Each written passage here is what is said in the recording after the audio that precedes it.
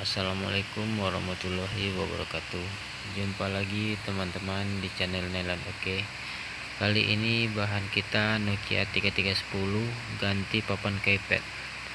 Oke teman-teman, langsung saja kita eksekusi.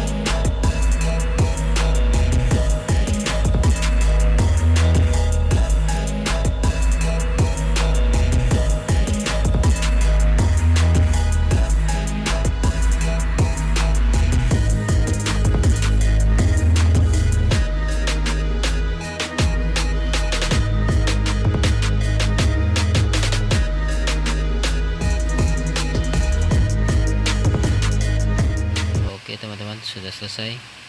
Nantikan terus video saya selanjutnya teman-teman, dan tetap dukung channel saya. Semoga channel ini tetap berkembang dan bermanfaat.